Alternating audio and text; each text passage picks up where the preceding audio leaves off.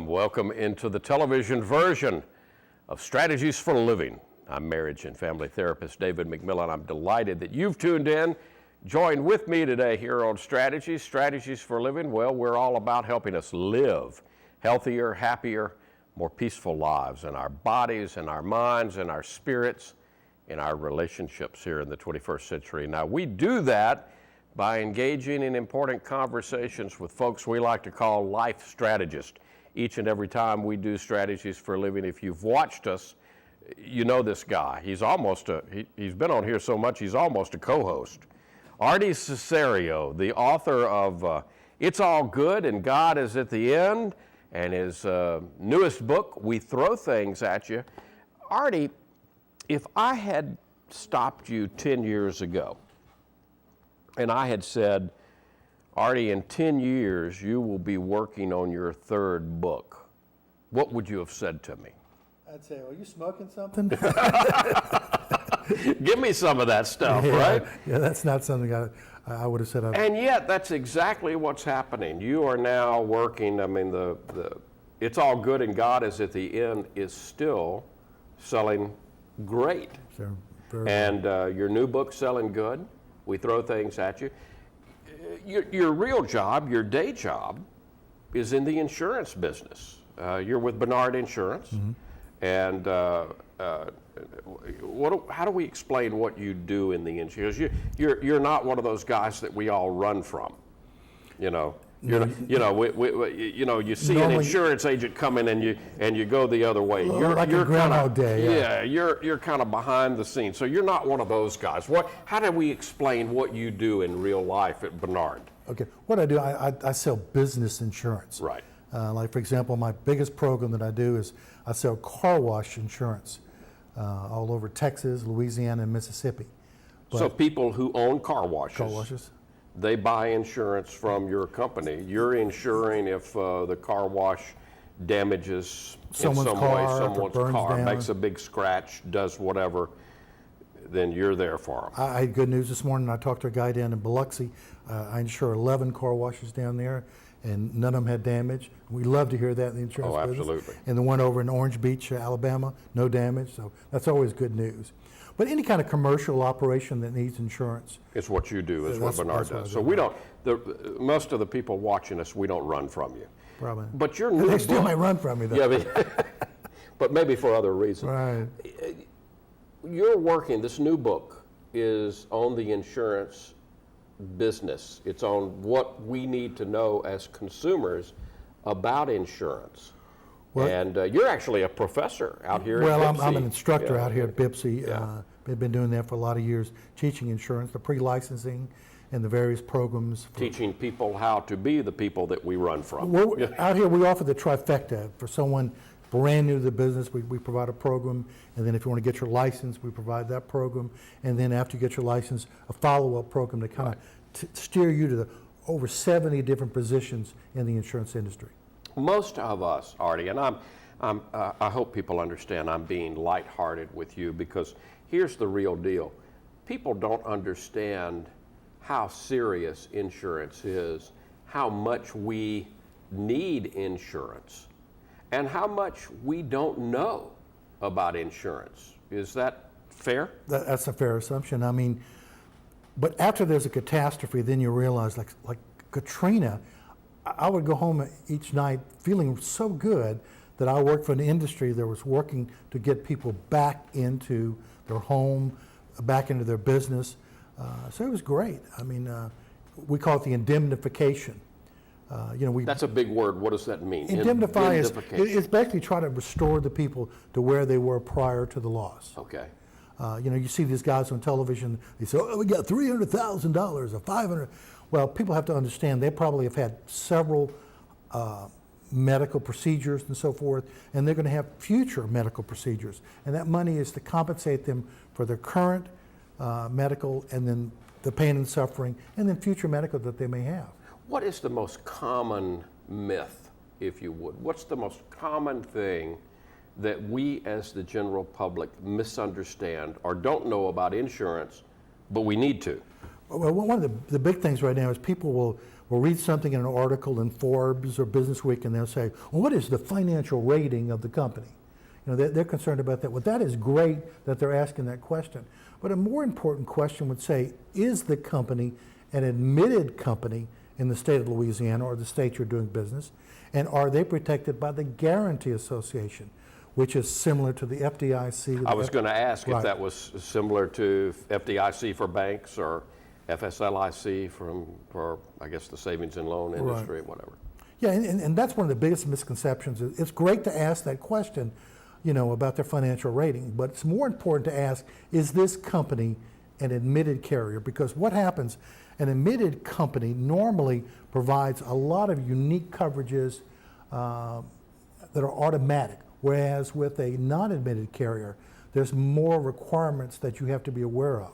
And can be a little sticky at a time of a claim, if you don't know that. Okay. And always the big one is everybody thinks that if they got a red car or a yellow car, that's going to get a higher rating. That has nothing to do. The color doesn't have Color anything has to do with it. nothing to do with the rating of the insurance. Okay. All right. It's how it's used and how it's driven and so forth. Are most of us pretty good, well-knowledged consumers of insurance? Are the majority of us, are the majority of us really, really in need of a lot of education? It's amazing. People that have ever been impacted, whether you're a business owner or an individual that's ever been impacted by a bad loss, like if you've ever had your house burned down or your child was ever involved in an accident that killed another driver, these people could become insurance professors because they know all the ins and outs. You get to know the ins and the outs very quickly. And it is a process, and that's why I think writing this book is going to help a lot of people kind of walk them through the process. Do you have a title yet? Yeah, I'm working on a title called Insurance Covers Everything Except What Happens. Okay. That's called Miller's Rule, and I'm trying to get that title. It's in fair use, so I should be able to use the title, but doing a little research on that. It's kind of like that. You reminded me of that TV commercial where the guy's air conditioner's gone out and he goes to his homeowners and he's trying to get, well, we cover a zombie apocalypse, but we don't cover your air conditioner, That's right. because it's out. Well, I hear this all the time. Boy, insurance sucks. It really sucks. And I said, yeah, but you buy it for the peace of mind, you know, and that's what people do. But a lot of times they really don't know what they're buying. How far back does the concept, the idea of insurance go? Is this a relatively new thing, Artie, or does insurance go back into the early days? Where does insurance come from? I love how insurance got its origination. You know, Christopher Columbus came to America, although You're not going to tell me the Nina, the Pinta, and the Santa Maria were insured. No, not the first time. Not the first time. Not the first time. But what happened is they said, look, there's commerce, there's some money to be made. So what would happen? You know, two of my favorite things, drinking and gambling. Over in Europe, what they would do, they would go into a tavern. Right. And they would say, okay, we're going to have a voyage to this new world and so forth. And if you felt lucky enough, they would list it up there. They would say, this is what you've got to put up. And if you felt good about that, then you would underwrite your name. Thus the term underwriting. Underwriting. That's where it comes from. So you would get money if it was a successful voyage. So we're talking insurance as an industry going back into the 1400s, 1500s. Absolutely. Wow. And then it began into having what is called insurance clubs for fires. Like, for example, you would join a club and they would put a fire mark on your building. As a matter of fact, if you go to New Orleans or Boston or New York, you'll still see some of the old fire marks that these people were part of. How would I know I'm looking at a fire mark? It usually would have a emblem like RA or FS, and it would have a snake, which is the fire hose, or something like that. And that way you would know that you're a member of that fire organization. One of my favorites, though, is burial insurance. What happened if you go to Canal Street in New Orleans? They tried to build a canal there, and people were dying from malaria. There was a lot of Irish immigrants that finally they gave up building the canal, and people were buried in mass graves. So there's a lot of Irish people buried in mass graves. Well, a lot of the Italian immigrants came in the 1870s and 80s, and what you would do, you would pay a few pennies, and you'd be a member of an organization that would guarantee you an actual grave. And the black organizations in the 1890s became very popular. So the origin of burial insurance then was to guarantee a spot. A spot. So you wouldn't go into, you wouldn't be crowded around. And Zulu and a lot of those organizations began as burial organizations and social clubs. So the crew of Zulu Yeah, began as a burial. Their organization. history, if you go way, way back, So Zulu began in the insurance. it's amazing how insurance touches so much of your life and organizations. But again, Zulu and quite a few other organizations were formed after forming these clubs to make sure of a guaranteed, dignified burial. By the way, they don't do this anymore, but the Zulu used to throw coconuts, real coconuts off of the float. Yeah, now they're past Yeah, them now. I've got one. Yeah. I've got one that I caught when I was in high school down at Zulu. And the thing I like about Zulu is they mock Rex. You know, Rex Yeah. used to come over on the big boat, and Right. Zulu would come over on the rowboat. Right, So right. that was always Yeah. great. But you know, like I mentioned in this book here, my first book, about the history of insurance and everything, the highest land in New Orleans is a cemetery. Of course, yeah. Because this man came from Baltimore and tried to ingrain into Louisiana society, and they wouldn't allow him to do it. And he was making a lot of money in the burial insurance and everything, and but they wouldn't let him be a member. So he said, "I own the highest land in New Orleans," and he said, "Let me be a member." And they said no. So he said, "I'll turn it into a cemetery." Thus, so when you're coming into New Orleans, that off to the right, the high land there, Metairie Right. Road, right Right. there, that's the highest land in New Orleans. It's a cemetery because of prejudice. Because they wouldn't let him, they wouldn't wouldn't let him in, into the yeah. club. Right. All right, so that touches insurance. Oh, yeah. So what you're basically saying is insurance touches a lot of our lives that we don't realize. Well, I tell people, like there was a president, Warren Harding, got fired in the insurance business. He was making a lot of money. Warren G. got fired. Warren got fired, and hell, he needed a job, so he became president. You see what you learn here on Strategies for Living, folks. Our guest today, our life strategist, Artie Cesario, he is the author of It's All Good and God Is at the End. His new book is We Throw Things at You. We're talking about insurance today. We'll come back and talk about more insurance, but I want to talk about the books when we come back too. You're watching Strategies for Living and Artie Cesario. We're learning about insurance today. We'll be right back. More to learn, more to come. If any of the children you know are among the estimated 15 million who take care of themselves between the time they get home from school and the time their parents get home from work, a look at after-school programs might be of interest. According to Colorado State University, more than 4 out of 10 children in kindergarten through 8th grade participate in such activities at least once a week. These programs can keep children safe, help them develop social skills, and improve their academic performance. High school students in after-school programs tend to be optimistic about the future and have more interest in school than their peers.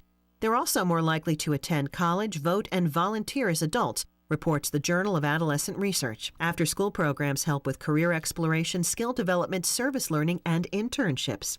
It's estimated every dollar spent on after-school programs saves taxpayers $3 because of reductions in youth crime, teen parenthood, and school dropout rates. That may be why so many parents, teachers, and others are urging their communities to support after-school programs. After 1 or 2 drinks, my boyfriend can't stop drinking until he drinks too much. It scares me, but I don't have the money to see a counselor or a therapist about it right now. The more I think about my boyfriend's drinking, the more depressed I get. He's charming, handsome, and smart in so many ways, but when he drinks, I don't even know him. A friend of mine suggested I try Al-Anon family groups. She said it doesn't cost anything. There are no dues or fees for Al-Anon. Donations are completely voluntary. At first, I was afraid to go to Al-Anon. I felt like a fool to care about somebody who can't stop drinking. Al-Anon helps a lot. The members know how I feel and what it's like to love somebody who's totally out of control. Is someone's drinking troubling you? You might be surprised at what you can learn at an Al-Anon family group from people just like you. Call 1-888-4-AL-ANON or go to alanon.org. Odds of becoming an astronaut, 1 in 13,200,000. Odds of being struck by lightning, 1 in 576,000. Odds of dating a supermodel, 1 in 88,000. Odds of bowling a perfect game, 1 in 11,500. Odds of being trapped in an elevator. 1 in 24,528. Odds of catching a ball at a major league game. 1 in 563. Odds of an injury from shaving. 1 in 6,585. Odds of tripping while texting. 1 in 10. Odds of getting cancer in your lifetime.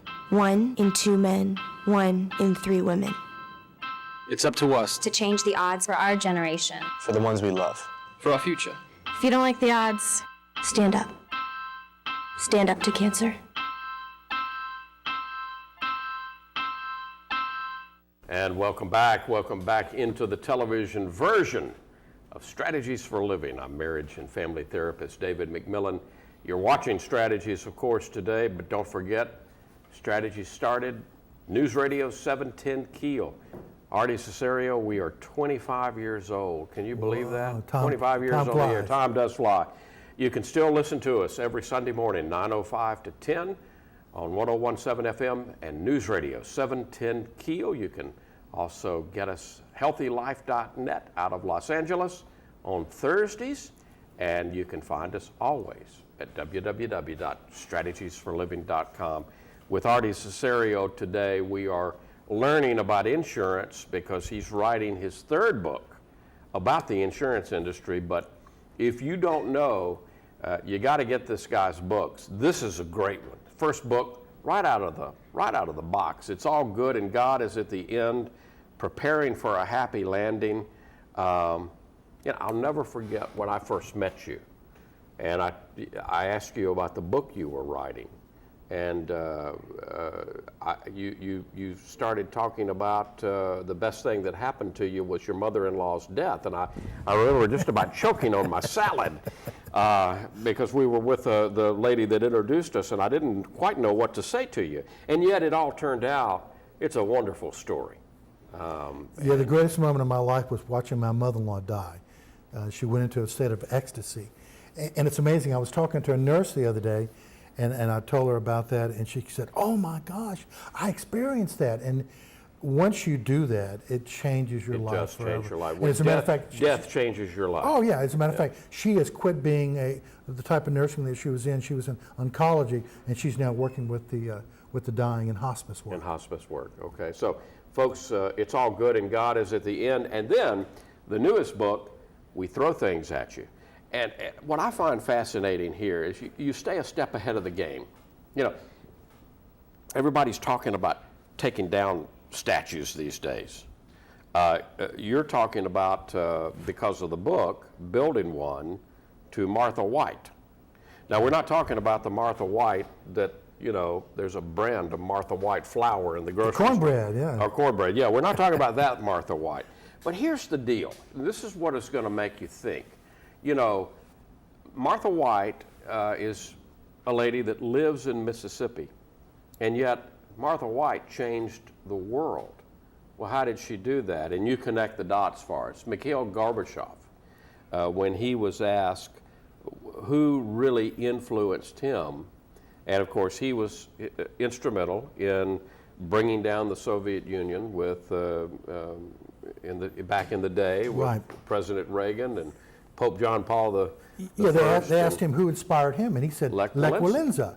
Lech Walesa, when he was asked who inspired him, he said Martin Luther King. Martin Luther King. Okay.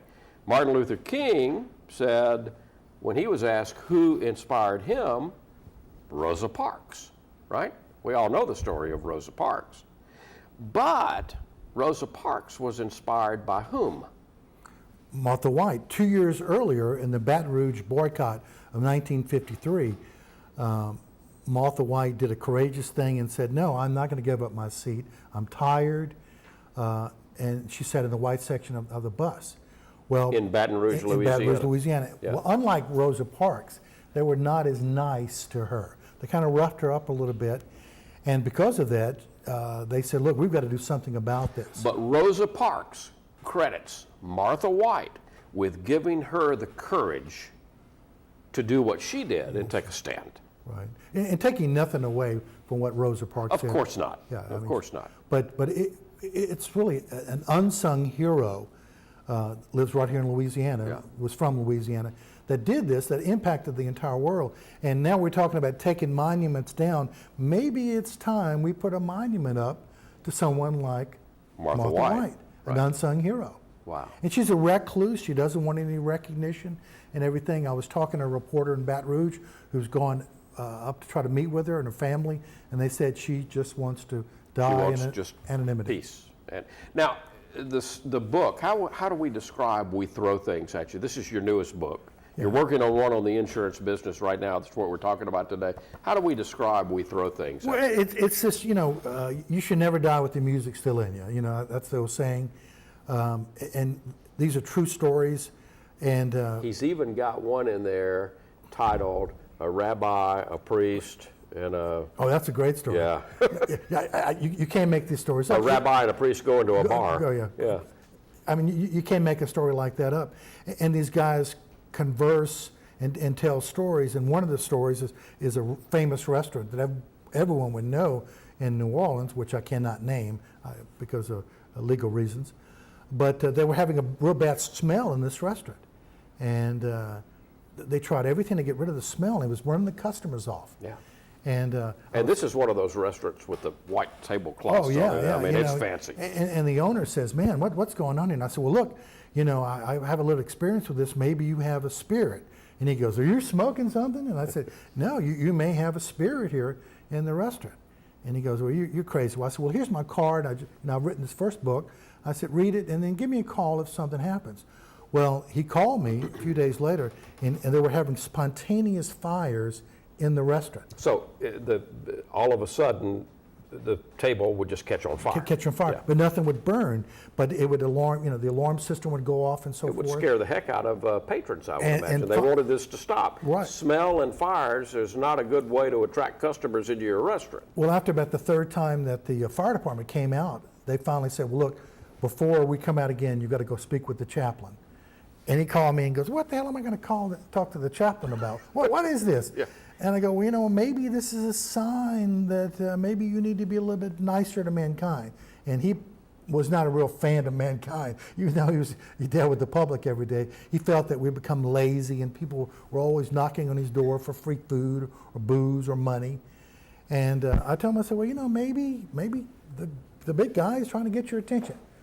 And I saw him the day before Mardi Gras, and he told me that these sailors had come up and said that they'd been kicked off their ship and they were hungry. And he fed them and talked with them. And he said one of them had this kind of weird grin and told him that everything was going to be okay. And then he died the next day. The proprietor died on Mardi Gras Day. Okay. And so I incorporate that in the conversation between the priest and the rabbi. But it's a true story. You can't make this stuff up. Can't make it up. So this is the reason that you go get Artie Cesario's books that are already out there. Best way to do it is on Amazon. Amazon, Barnes & Noble. You can order it on Amazon, Barnes & Noble. It's all good, and God is at the end, preparing for a happy landing, and we throw things at you. And right now, you are working on a book on the insurance industry. Well, I've always written technical articles that no one reads. They're like would be in Wall Street or Business Week or something like that. right. I wouldn't get a credit for it. I would be a contributing writer. Right. And now that I've got these books out, I've been contacted by several companies, and I did a radio program in Houston. And since then, I mentioned that my next book is going to be that. I'm getting calls, and people want to publish it for me. That's fantastic. These books are published by Outskirts Press. I don't know who the next publisher is going to be, but the main thing that they've said, don't make it dry. So I'm incorporating common, true stories with a message of insurance. You are, in essence, and the golden thread that runs throughout Artie's books, you can tell Artie is from South Louisiana. You're a storyteller. You are definitely a storyteller. Well, my mother's a docent at a museum. She loves to tell people about things All in of the the museum. different objects. And as kids, she would always draw us in and she'd say, this is history. Pay attention to this. Make a mental note. This is history. So you can tell your children about it. So you're saying it's in your DNA. I guess so. You're saying that storytelling is in you. It's not coming out. Yeah. Yeah, when we were kids, we do drinking clubs and stuff like that, and people would say, "Tell us a story. Tell us one of them stories." Tell us an insurance story, Artie. What's an insurance story that's going to end up in the book? Whoa, this might be an X-rated insurance story. Oh, Lord. This woman became a director, and she, because there's a new thing in insurance right now, it's called employment practices liability, things you can and cannot do. Right. And the tables really have turned. And this woman was new in business, and she was really a go-getter and everything, but she kind of was a little too friendly. And so I tell the story about her and one of her employees going into a house of ill repute out in Las Vegas that they had insured. Well, actually, not Clark County, but it's in Nevada. Right. That they insured, and then she got thrown out because she didn't have a process. Houses of ill repute are legal. Legal out there, in right. Nevada, yeah. But because she And didn't rather famous, I right, might but say. because she didn't have a brothel license to be in there, she was kicked out because women could not go in there unless they had a license to be a prostitute. And she got mad at one of her employees, so she said, "You're coming with me," coming with her. And her employee said, "No, I'm not." So they get in a fist fight, and then she fires him, and then it presents an issue for employers about, you can't do that. That's employment practices liability. But I get much more detail. Are we looking forward to this book yet? I think we are. Well, look, what I would advise you to do is get a copy of It's All Good and God is at the End, and we throw things at you. If you order it through barnesandnoble.com or amazon.com, you can sign up to be alerted when the author puts something else out, and you should do that. Artie Cesario. Artie, you're always a great life strategist. That's why we ask you back time and time again, so thank you. Well, thank you for And having me. It's look always a pleasure. forward to the next time you're here, we'll have a third book. We'll have a trifecta. Folks, we look forward to the next time you come into Strategies for Living, and don't forget you can listen to us each and every Sunday morning, 9:05 to 10, where? News Radio 710 Keel 101.7 FM, where we started 25 years ago. For Artie Cesario, I'm marriage and family therapist David McMillan. I'll see you next time here on Strategies for Living.